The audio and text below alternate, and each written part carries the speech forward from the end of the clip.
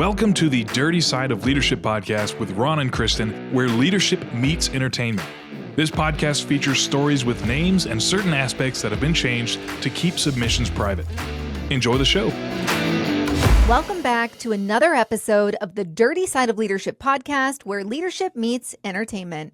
I'm Kristin Sokoloff, and I'm here with my co-host, Ron Ward. How's it going, Ron? Kristin, it is going great. And just like you, I'm so excited that our podcast is being downloaded in all these countries. Yes. And it's just really taken off. We picked up four more countries. So we're up to 59. By the way, everyone, Kristin's obsessed with these stats now, so keep them coming.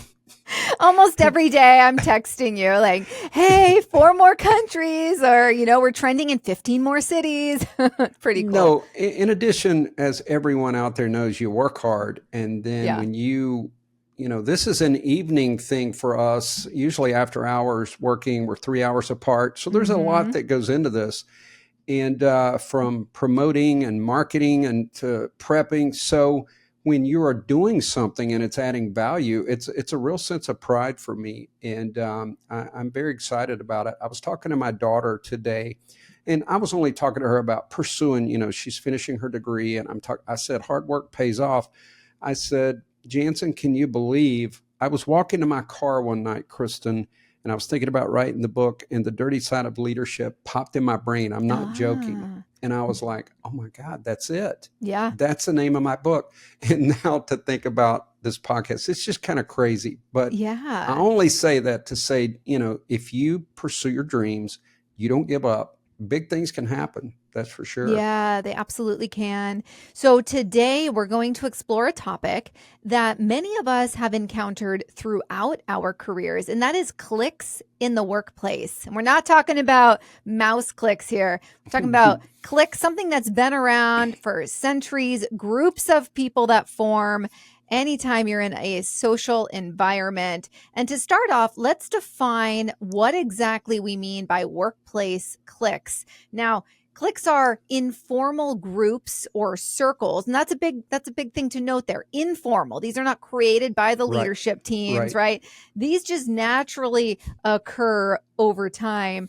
Groups and circles of individuals who share common interests, backgrounds, or social dynamics within an organization. And it's natural for people to form connections. Cliques can sometimes create an exclusive atmosphere that can be challenging to navigate. We've all been there, been through that. And we understand that it's natural that you like some coworkers more than others. I think we would be lying to say that that was not the case. But you may have more in common with some than others, and naturally you're going to spend more time with them. Or you might simply enjoy their company. I've always talked about how I always want to have someone around me who entertains me, right?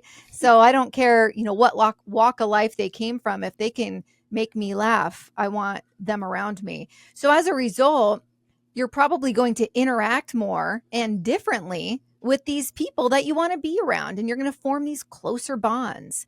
So far, so good, right, Ron?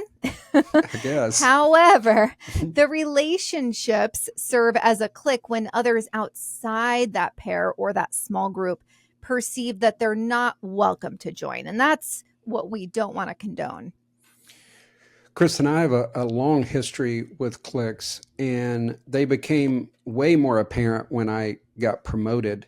And what I would see, because we're going to cover more of the group thing, but I did have this happen. If you get one disgruntled employee, they always have a follower, and they will always recruit someone. And usually you can manage having a couple people, they're undermining you. You can't prove it. They're on the fringes, I call it, but it, and you can keep an eye on that. And a lot of times what I would do is I would not put those two on a project together. That helps some. But if people don't recognize that and you get that person undermining you, and if it grows more than 2 people, you really have a toxic clique. We're not going to cover that much today, but that is a really dangerous thing when it gets to that point of toxicity. And we're going to give some management advice, as we always do on this. But before we go into that, let's discuss the psychological and sociological aspects of cliques in the workplace. if you think back, it literally starts in elementary school. I can remember on the playground, there were certain people, and you don't even understand why when you're a kid, but you want to be a part of that particular group of people. Of course, we didn't know what the word clique was, but this goes right up into junior high and high school. And in my area, Kristin, and I want to ask you about yours, but in my high school, you really did have three factions. You had athletes or jocks, they called them. You had the really smart people, they called nerds. And we had what they called, it's vocational school, but we called it trade school. You're learning a trade. So you had those three, the jocks, the nerds, and trade school people. And truthfully, they didn't socialize that much. There was some real divides. How about your school? I feel like mine was very unique. And even my husband, who went to my 20-year reunion not too long ago, was like, wow, this is a cool group of folks. We really didn't have these strong cliques that it seems that everyone else experienced. And I don't know, I felt like everyone I went to at least high school with, they just wanted to have fun. And the people that were maybe the nerdier people hung out with the jocks, and the jocks hung out with, we had that whole like the socias and oh gosh, what was that? The greasers and the socias. There was a bit of that played out, but everyone seemed to party together and to hang out together. So I had a very unique experience, and I know that is not the norm, but I consider myself blessed for that. I will tell you this, though. I think no matter what the cliques would have been, it's interesting. I went back to my high school reunion, and I was a little bit nervous about it because some of these people I hadn't seen since I graduated. And we got there, and it was so nice. It was so warm. Everyone hugged. Like there were no more cliques, no more anything. How are you doing? How many kids did you, you know, that kind of stuff. And of course, with Facebook, you keep up with some people now that we used to not have that advantage, but you do now. And we had our own Facebook group that we formed. But talking about the psychological, and, you know, we talk about the psychological aspects of a lot of work involvement on this podcast. Right. And there's plenty more to follow. I have to share something before we I have to just give my class of 99 Prairie High School some credit here, because we had, at our 20 year, we had somebody that we graduated with who showed up, and his job is literally a professional scary clown. And he has tattooed like fake blood onto his body. He literally brings a hammer and like nails into his body in different parts, you know, like his nostrils and all sorts of crazy stuff. We have this picture, and I think that he was concerned. I don't know if he thought he would be welcomed when he showed up naturally, right? It's a little scary. People were like, oh my gosh, that's so-and-so. And here we have the preppy valedictorian. I'm in the picture. And I was the jock. And then we have this scary clown and a bunch of other dudes that were athletes, all in this picture, just arms around each other, laughing. And I felt like that was the perfect depiction of what it was like, because I'm literally serious. I wish I could show it. I don't want to get in trouble by putting someone's picture out there.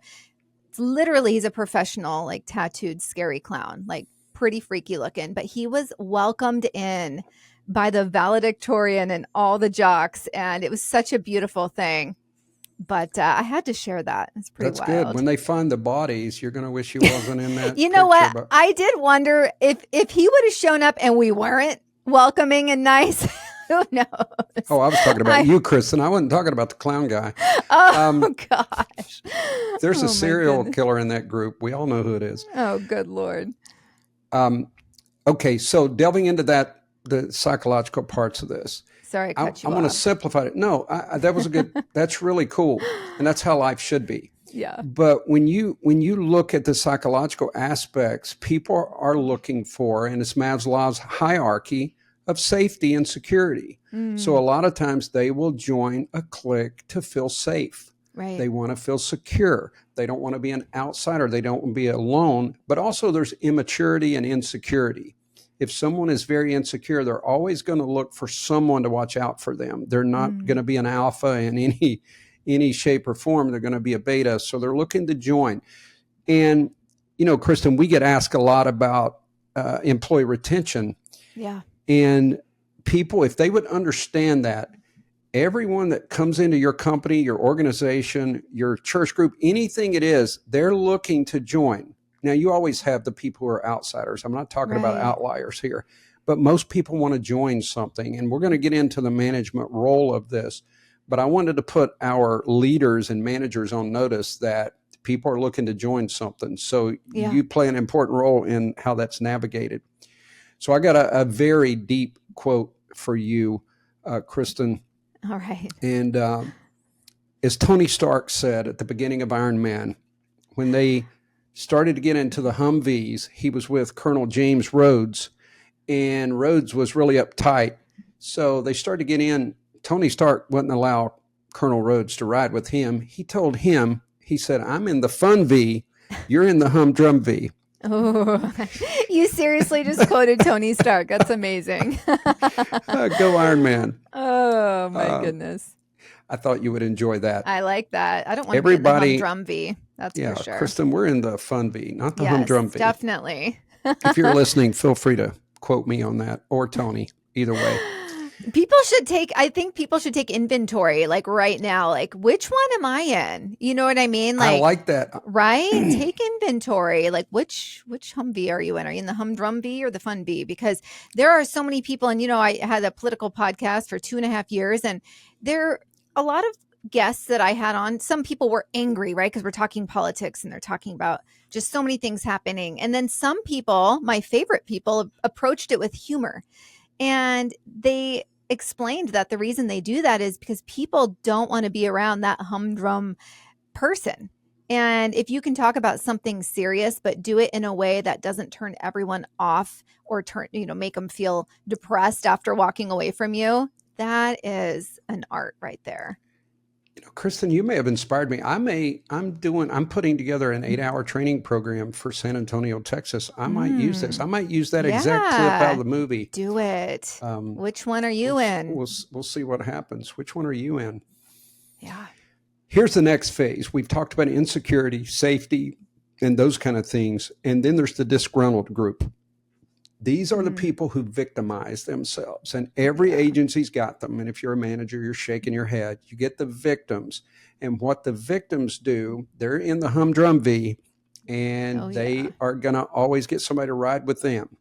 As I said before, they're going to recruit someone, and sometimes it can be deserved, frankly. If you're got a poorly run business and the upper management is aloof, I call it the ivory tower, and they don't know what's going on, they don't care about the concerns of the employees, they can make this a lot worse, and they can almost force people into cliques. So they have to be careful of that. But you also have these people that they're going to make themselves a victim no matter what. No matter what management does, the executives do, they're going to find a way to complain, and they're going to convince others that management is out to get us, and they're going to show that, management has its favorites, all that stuff. So there's always a little bit of truth on both ends. But I was the victim when I got promoted. I was the victim of some people who, no matter what I did, I had a couple people against me, and they would find a way to victimize themselves from whatever decision I made. And as a side note, if you have that going on, you got to manage that. You may even have to take personnel action. Now, you never hear that on other podcasts. They always say, well, you got to have meetings and all this. Yes, you do want to make every effort, but there's a point in time when you got to deal with it. Yeah. And that's exactly what I did. And it's painful and it's not fun, but it has to be done. Yeah, it absolutely does. Anyway. And that rhymed. I loved that. It's painful. It's not fun. Has to be done. I mean, there we go. It's so true, though. You have to go there. It's not all. This isn't a fantasy land. And I think that's why I love the dirty side of leadership so much. You are going to have to engage and take proper steps, utilizing HR, my best friend, right?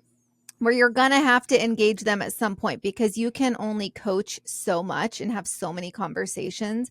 When you don't see the needle moving, you have to go to the next step that carries more weight. Kristin, that's great. And I'm going to work in a story right here, even though I was going to wait, because you kind of said it. And we're trying to Kristin and I are trying to make up with HR. We've had this love-hate relationship.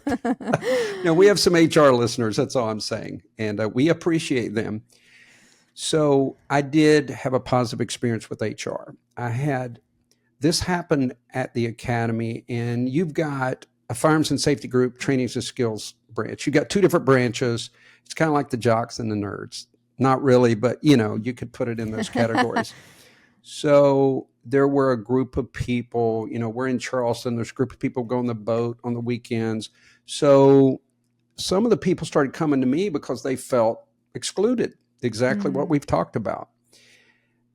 I went to HR because this is after hours and on the weekends. You can't dictate people's lives on weekends. And here's the unique thing about the job that I was on is almost everybody has to move here. It's not like we had local people. We had people even from your neck of the woods, Kristin. So we only had one. The last 10 years I was there, we had one South Carolinian. Everyone else was all over the United States. Wow. Which is very interesting, by the way, who aligns and all that. But anyway, there's cliques. So some of the new people coming in, I guess if they were in the cool club, they got to go on the weekend ventures or the after hours, happy hours, that type stuff.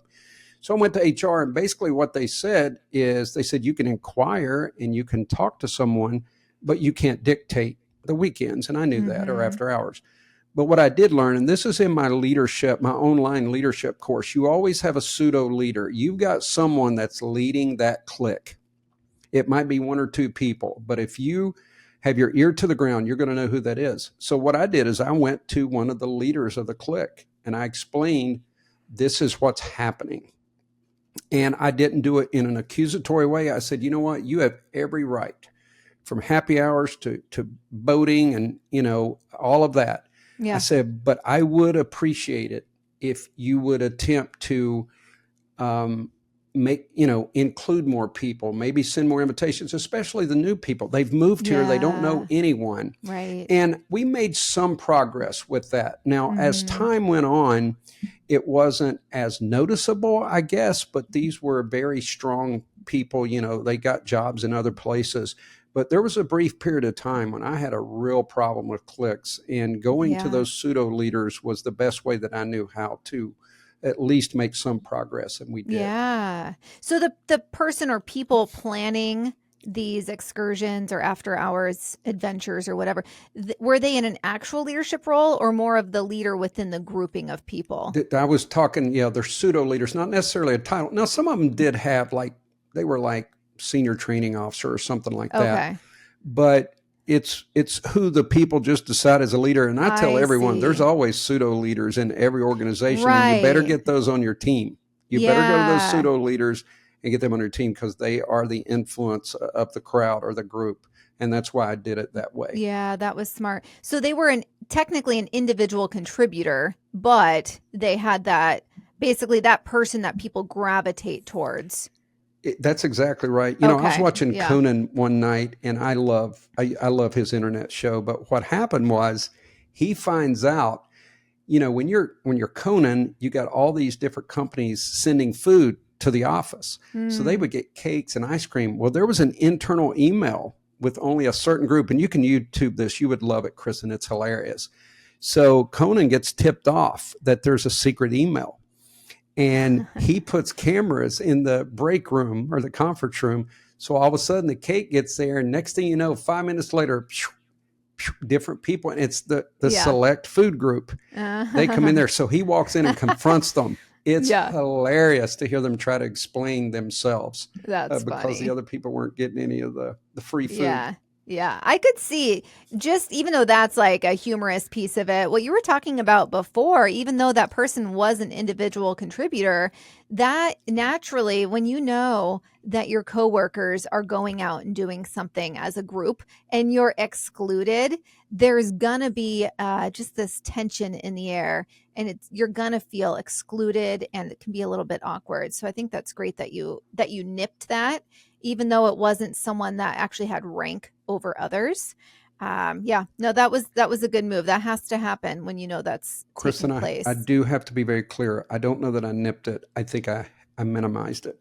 Okay. I think they became a little more open So Right. Because anyone that is, and I know we're on the same page with this, but as a leader, it should never be that way. It should be come one, come all, right? Like anytime as a leader you're putting something together, if you're after hours, right?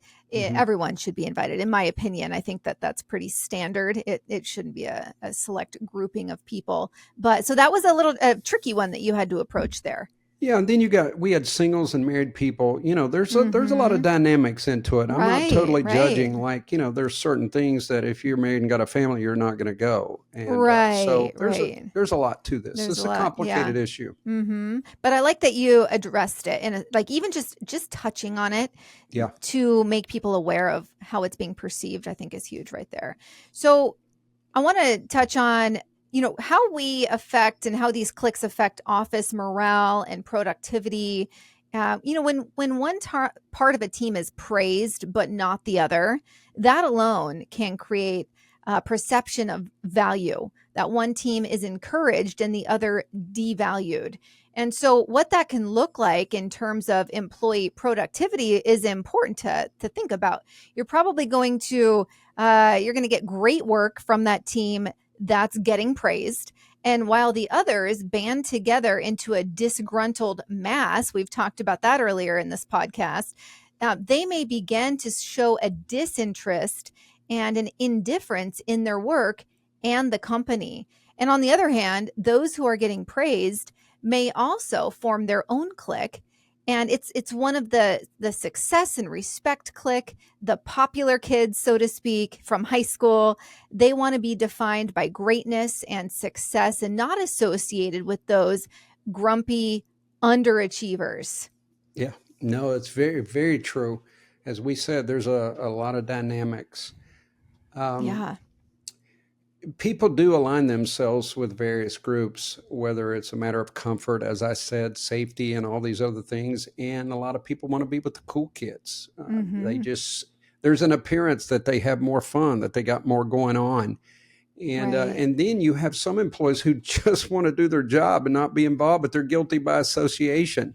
They feel Right. like they're getting, sucked into one of these groups and they really don't want to be there. That's the mature, secure people. And I Yeah. find that interesting because I told Kristin off the air that I had a situation. I transferred to a main office. This is when I was actually a U.S. probation officer, and there was an obvious clique.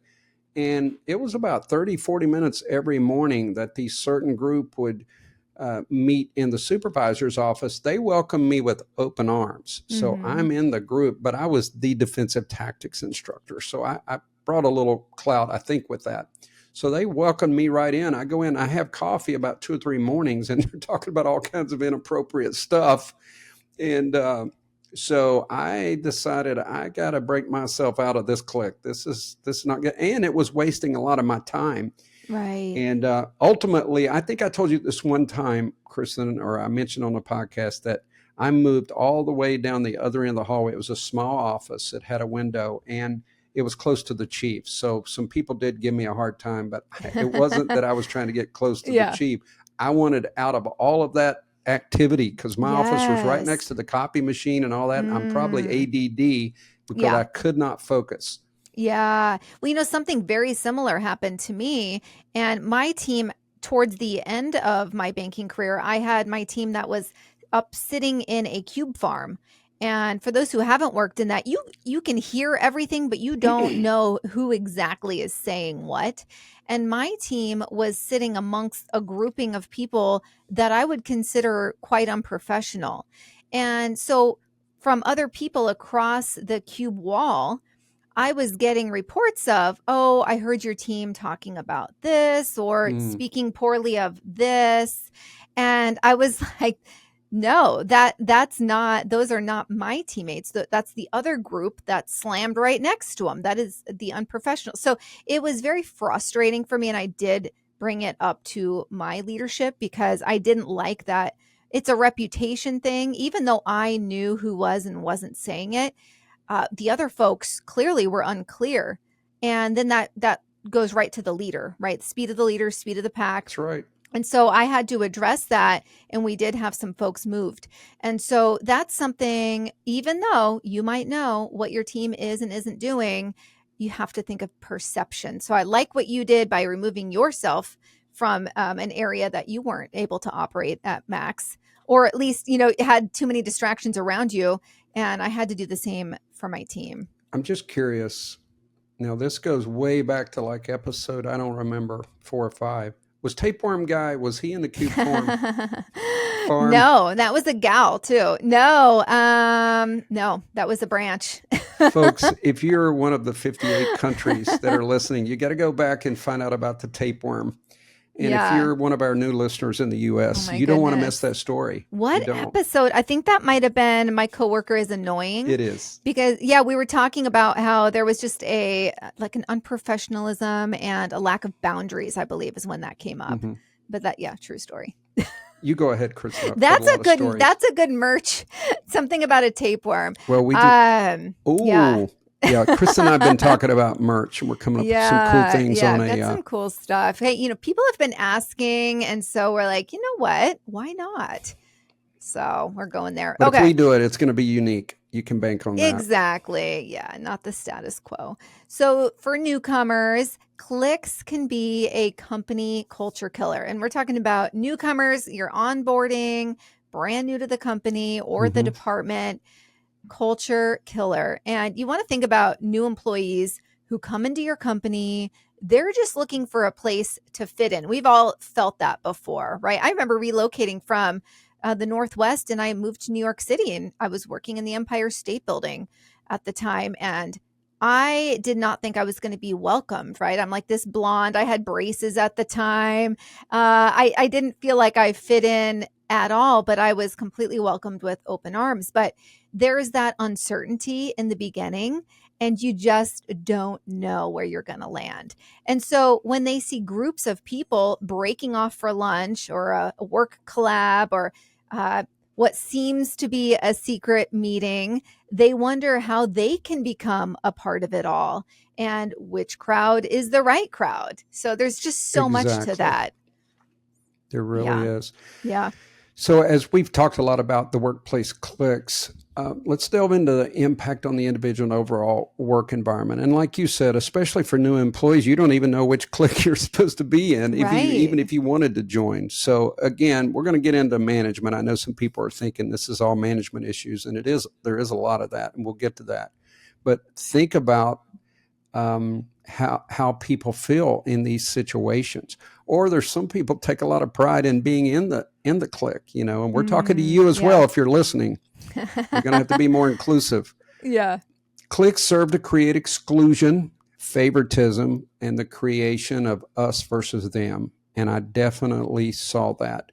Even sometimes, even the high performers can get a little bit of sense of arrogance and think they're better than others, which is cliquish also. And Kristin, we didn't go into it, but I was thinking about even in college, you got fraternities and sororities. I remember there was a particular, one of the upper echelon fraternities. I mean, it was such a clique. They did the same parties. They wore the same shirts. And it kind of sickened me a little bit. I've always been an individual guy, but it was so obvious in those fraternities. And I taught a criminal justice class at a college. And believe it or not, they compared gangs and fraternities, and they had the criteria, and it was like symbols, but they wear the same clothing, they have secret meetings, they have excessive drinking. Like, it was unbelievable how many characteristics those fraternity sororities had with gangs. Wow. And I'd never thought of that before. You know what? I think politicians also. Think about politics and how much of that is similar to gangs and sororities. It's just wild. Well, you and I talked about that, that I listened to a podcast, so I have no way to validate this, but it said that over 70% of the American presidents were narcissists.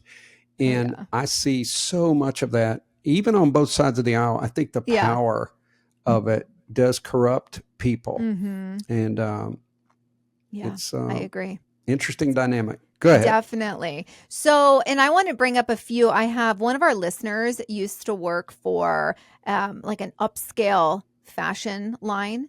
And she was telling me that basically the clique that was established at that company was like, who has money and can actually afford to wear what was being sold, and that it was a very visible and palpable divide on, yes, we work for the same company, but some of us can afford to actually wear the clothing that we sell and some of us cannot, right? And I can only imagine how awkward that was. And I know somebody else, one of our other listeners, wrote in, because I put on my Instagram what we were going to be talking about, and they were saying that at their company, there was this a group. It was almost like the smoker clique, and I don't really know anybody personally that smokes anymore, to be honest.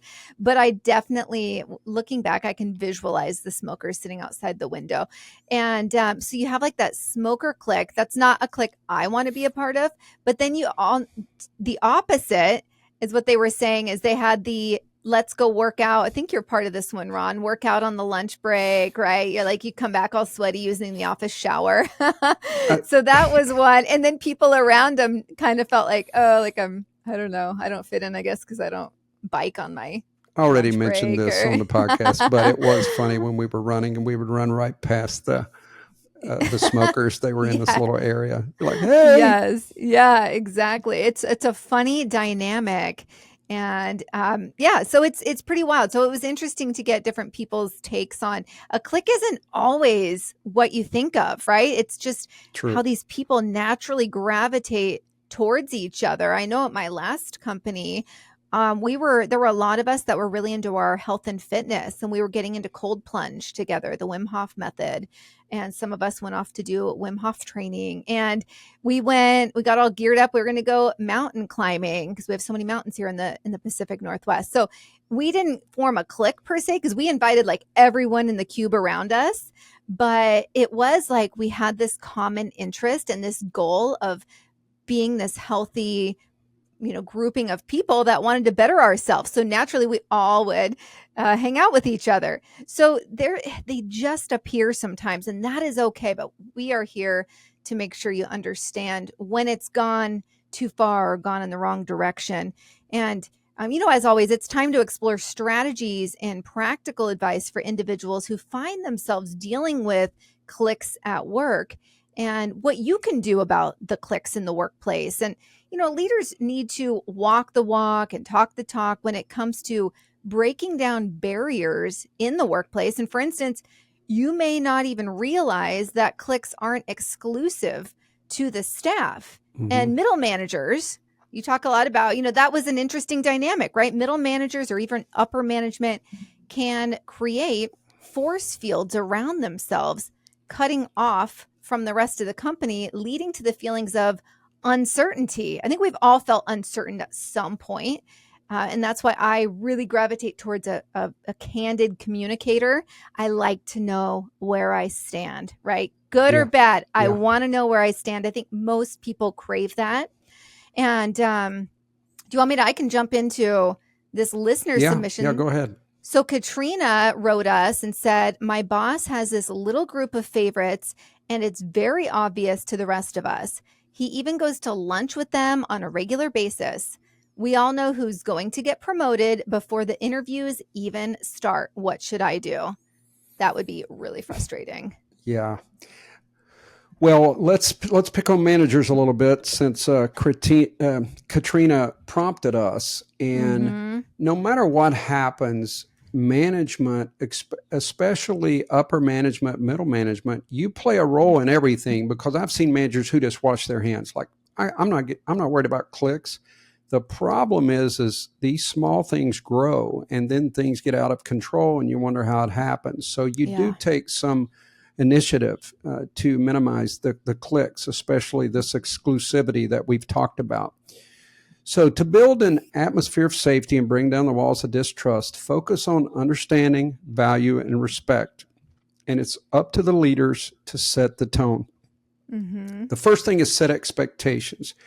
To get this right, the respect has to start at the top. Model behaviors and the atmosphere that you expect from your staff. If you're meeting with the same group all the time, then your staff's going to follow suit. Right. So If you want an open dialogue with your team, you have to be willing to listen. If you want inclusion, you have to be inclusive. If you want trust, you need to provide transparency. And sometimes that does take listening and talking and setting the example. There's a lot you can do without having to say a word by the example that you set. Right, right. And that it's funny, I just talked about how I thrive under transparency, right? We want to know, most people want to know where they stand. And to your point, we have to be willing to listen. And if you say you want your employees' input, you have to accept it. It's not always going to be exactly what you want to hear. That's just not the reality. And you don't want to meet their inquiries with defensiveness. I just saw, have you seen the Blue Angels?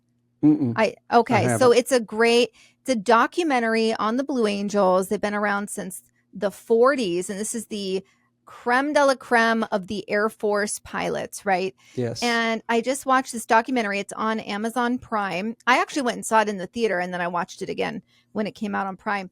But there was a point where, and these are elite, and that's an understatement. One of the guys was giving feedback. They do all those crazy, they're flying 18 inches wing to wing, 18 inches apart. It's just unfathomable. One of the pilots was defensive when he was critiqued by one of the other pilots. He basically was told he was a little sloppy in one of his maneuvers. And I was so turned off watching how he was defensive. And I think if more people could see themselves on camera, I wonder what he thinks about himself, because it's funny because my mom went and watched it after me, and I said, did you notice that guy being super defensive? She's like, yeah, I didn't like it at all. I'm like, right? No one likes that. They had a crash not long ago too, correct? 2017, I believe, Okay. was the last. And those crashes are going to be fatalities. So yeah, they had a fatality in 17 and 7. So Kristin, just jump in real quickly. In my book, I talk about 8 magic words, and I teach these when I go out. And I've had some companies use this, and it's 8 words. Are you getting what you need from me? And I say, imagine if supervisors would say those words to employees, employees would say those words to supervisors, and a honest conversation ensued, honest dialogue. Yeah. I said it would eliminate probably 85% of all problems in an organization if people would just talk. But if you shut down, or if you shut down an employee the first time, they're not going to come back with suggestions. Right. That's the sad part about it. Yeah. No, you're spot on. We have to respect the opinion, whether you agree or not. And if you're open to employees making a case for something, show them how it's done. If you set the tone, your team should follow your lead. And that might require some coaching. That's exactly right. You can't just allow somebody to come in and disrespect you. There's got to be rules of engagement. Exactly. Next is practice your core values. Your company should have a list of values that dictate how you treat each other and how you treat customers and so forth. They should be available for all to see. And in my book, I talked about a vision statement is not good enough to be plastered on a website. And that's what most people do. Or they can quote a vision statement, but they don't understand the mission. They don't understand the values of the company. And that takes management repeating that over and over and explaining how your work intertwines with your values. I use the example, there's a substance called Kevlar that's in ballistic vests. And I was over all the ballistic vests in the country for our agency, so I knew a little more about ballistic vests than most people. But Kevlar is used in brake pads. So when our ballistic vests would be, destructive, because you can't let those get out in the market, you got to destroy them when they're old, they would be used as brake pads. So I said, imagine if your values in your company, your vision statement is, we're going to have the best brake pads in the world. And somebody comes to you and says, hey, I can sell you a substance that's cheaper than Kevlar. And the company's going to make all this money. Well, you go back to your core values and it says you're going to have the best or the safest brake pads, then you're not going to align yourself with this cheaper stuff. You're going to stick with Kevlar. That's how values can hold things together. They have to mean something. The vision statement has to mean something. It has to be part of the fabric of the company. And in those scenarios, I think the problem is everyone loses sight of the vision, the mission, and the values of the company, and then things just start to unravel. Yeah, no, absolutely. I mean, something here is recognize your team members' value, right? Like there's that value that keeps showing up throughout our conversation, and have respect for the individual and show appreciation for what they offer. And it's important that we equip our teams to share a common vision. And then everyone uniquely adds their own value to the mission. We all bring something different to the table. We don't want to hire mini me's, right? That's a very dysfunctional way to lead. And for instance, do you have a steady Eddie on the team who doesn't make waves, performs day in and day out? He may not get kudos for a dynamite innovation, but Eddie plays a significant role and should be rewarded for it. And I'll be honest, I will be the first to admit, I have talked about this before. I've made a hiring decision and hired the flashier person. And you know what? 6 months after hiring them, they were looking for the bigger, better deal, right? Yep. And they weren't all I thought they were going to be. I wish I would have gone for the steady Eddie in that position. So I have a lot of gratitude towards that worker bee, or that I like that steady Eddie. And often we spend most of our time praising those superstars and guiding the troublemakers, if you will. But the steady Eddies, they fall through the cracks because they're always there keeping you afloat. Yep, that's right. And they're not getting your attention, good or bad. So I think another chance to take inventory on who you have on your team. Exactly. Also, we said be inclusive, but there's some managers try to force people to do things after hours. People have kids, they've got lives, like we're all going bowling. And if somebody doesn't go, then the manager tends to push them out, exclude them, or use it against them later. You can't operate that way. You certainly want to invite everyone, but you have to recognize that there's other mitigating circumstances that might be involved, and you just have to move on. But lead by example. Dale Carnegie said this, the key to a lasting relationship is to become genuinely interested in other people. A good manager is going to understand why someone is not going to the after hours, and at least they know. But if you don't even know your people, you're just like, why is Jennifer not here? And then it leads to gossip, as we've already covered, and speculation.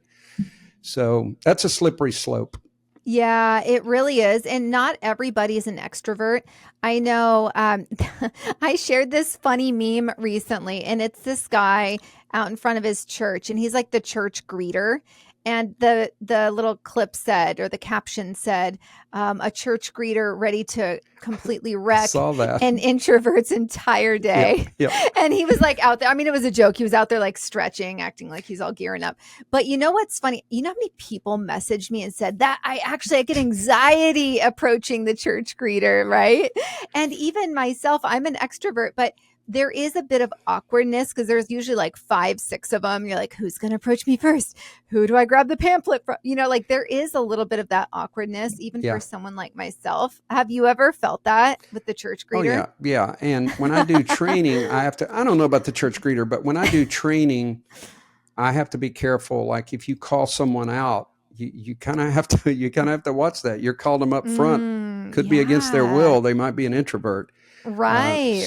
That's something here's what I do. I'm just going to tell that this is the agency's secret. I always talk to a couple of people just in case, because the last thing you want to do is be up front and go, can I have a volunteer? And you're just standing there and these people paid you to come train. So I always, I have a couple of secret volunteers. Yes, that's smart. I generally did that as well when it was a large grouping of people and I wasn't sure what engagement was going to be like. So I think that's just being smart. But so not everybody, my whole point in sharing that church greeter story was not everybody is one of those that gains something from going out and socializing after hours. For some people, just being at work 40 hours a week completely drains them. Because they're not social people by nature. So, all right, pivoting back to if your company culture has gotten away from you and your workforce has gone deep into Cliques, it's not too late to hit the reset button. But a warning here, it may take some humility on your part. I know you and I, Ron, we're all about humility and just being really transparent with things. It's important that we let our teams know we've made a mistake. Maybe it was by not providing enough information on the type of team, the company, or the culture that we want. And, just for those listening, don't be surprised if you're met with a dubious look among the staff. If they were to speak up, they would say, "Oh, we're doing this again, huh?" I think we all know that look. Yeah. But it's important that we still go there. Yeah. And when you do this mea culpa, you'd better follow through. It's incumbent upon leaders to get the feedback loop going, and that's really coaching. That's coaching up, coaching down, coaching sideways. Yeah. You want to have a culture of feedback. And if you're saying those 8 magic words, are you getting what you need from me? Be ready for that conversation, as Kristin said. Yeah. If you don't practice your company value, they're just words without action. Take actions and find out how great an inclusive, trusting, safe workplace can be. Taking time to build a positive environment can help increase employee engagement and productivity. Yeah. I will tell you that I had this really cool manager, and he had this clique that was forming, and they would meet in someone's office. He just started pretending he was going to the restroom because the restroom was down the hall, and he would just stop in. "Hey guys, what's up? How are you doing?" So he started chatting with them. Taking them off guard. Yeah, he did it like 2 or 3 times a week, and he said it just started dispersing. So I don't know if that works for you, but I thought it was so funny. It was so cool. Trust me, if upper management shows up, the clique will disperse. Oh yeah, definitely. I think that's genius, actually, and quite comical. It was great. He just interrupted the clique. Good for him. Yeah. So anyway, Kristin, this has been very fun, but we recognize, as we always do with this podcast, and the dirty side of leadership is that sometimes your strategies don't work, and that's where it takes the courage. But you have to act, because these things will fester, they will grow, and the next thing you know, you had one victim, then you got 2, and then you've got a group of people undermining you. So take the necessary steps, lead by example, and things will certainly go a lot better. That's for sure. They sure will. I love it. Thank you for that, Ron. It's a good close. Absolutely. All right, everybody, be the leader you're meant to be. We'll see you next week. The Dirty Side of Leadership podcast is brought to you by Forward Operations. If you'd like to book Ron or Kristin for speaking events, training, or executive coaching, visit forwardoperations.com. Be the leader you're meant to be.